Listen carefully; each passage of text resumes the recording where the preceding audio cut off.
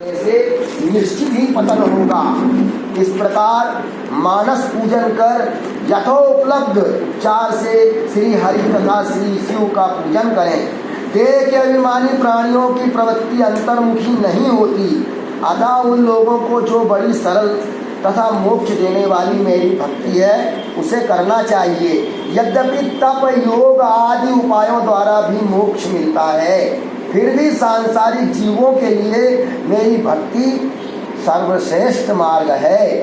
ब्रह्मा आदि सर्व यज्ञों ने वेद शास्त्र का बार बार अध्ययन मनन कर भक्ति मार्ग का निश्चय किया। यज्ञ आदि सत्कर्म से मन निर्मल पवित्र होता है, इसके फलस्वरूप मेरी भक्ति प्राप्त होती है। इसको प्राप्त कर लोग पुनर्जन्म के कलेश से मुक्त हो जाते हैं। हे गरुण पुण्यात्मा प्राणी, इस प्रकार आचरण कर मेरी भक्ति के सनातन मोक्ष पद को प्राप्त करते हैं।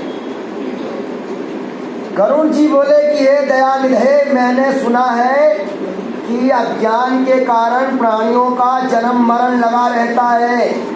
अब मैं मोक्ष के सनातन उपाय को सुनना चाहता हूँ। हे देव देवेश, हे शरणागत वत्सल, सब दुखों से व्याप्त असार भनायक और संसार में नाना प्रकार की योनियों में जीव उत्पन्न होते हैं और मरते रहते हैं। जन्म मरण के चक्रों का अंत नहीं होता। हे गरुड़, वे सर्वदा दुख क्यों भोगते हैं? इनमें कोई सुखी नहीं दिखाई देता। हे प्रभु, हे मुक्ति के दाता, इसीलिए आप ऐसा उपाय कहें जिससे कि मोक्ष मिले।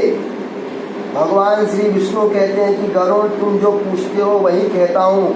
जिसके सुनने मात्र से नर संसार के आगमन में मुक्त हो जाता है। पर ब्रह्म स्वरूप कला सहित सर्वज्ञ सर्वकर्ता सबके ईश्वर निर्मल भगवान शिव हैं, जिनके स्वयं ज्योतिर आदि अनंत रहित निर्विकार ब्रह्म आदि से परे निर्गुण सच्चित आनंद स्वरूप परमेश्वर हैं। उनके अंश का नाम जीव है। जिस प्रकार अग्नि से चिंगारियां निकलती हैं, उसी प्रकार अग्नि के फेरे में पड़कर शरीर आदि द्वारा उपाधि से जीव अलग होता है।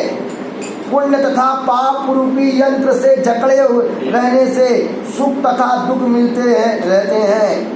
जीव अपने कर्म के अनुसार प्राप्त हुए शरीर में आयु एवं भोग को उस योनि में भोगते हैं। हे गरुड़, फिर अत्यंत सूक्ष्म लिंग शरीर मिलता है और यह क्रम मोक्ष होने तक चलता है।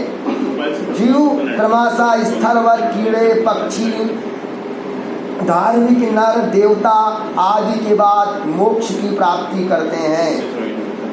ये क्रमानुसार श्वेता जंडज उद्भज जरायु 4 प्रकार के जीव शरीर हजारों बार शरीर में धारण करते हैं और मरते हैं। अपने पुण्य के प्रभाव से मनुष्य योनि में जन्म लेते हैं तथा ज्ञान प्राप्त कर मुक्ति पाते हैं। 84 लाख योनियों में जीवों को जन्म धारण करना पड़ता है। मनुष्य योनि के बिना अन्य योनि में तत्व ज्ञान नहीं होता। लाखों बार संसार में जन्म लेने के बाद यदि पुण्य पुंज रहा तो जीवों को कभी मनुष्य जन्म में से लाभ हो जाता है। इस प्रकार मोक्ष साधन स्वरूप अप्राप्त मनुष्य योनि को प्राप्त कर अपने तारण का उपाय जो नहीं करता, उससे अत्यधिक पापी अन्य कौन होता। श्रेष्ठ मनुष्य योनि उत्तम शरीर और उत्तम वंश में जन्म प्राप्त कर जो भी अपने हित की बात नहीं सोचते वह ब्रह्मघाती होता है। बिना देह के कोई पुरुषार्थ नहीं कर सकता। इसीलिए शरीर रूपी धन की रक्षा कर पुण्य कर्मों का साधन करें, सदा आत्मा की रक्षा करें, क्योंकि आत्मा ही सब का पात्र है। इसकी रक्षा में यत्न करना चाहिए, क्योंकि जिंदगी बनी रहेगी तो अनेक उसको अवसर प्राप्त होंगे। गया हुआ गांव खेत संपत्ति मकान आदि फिर मिल जाएंगे। और शुभ अशुभ कर्म बार बार होता रहेगा, परंतु दोबारा मनुष्य का शरीर नहीं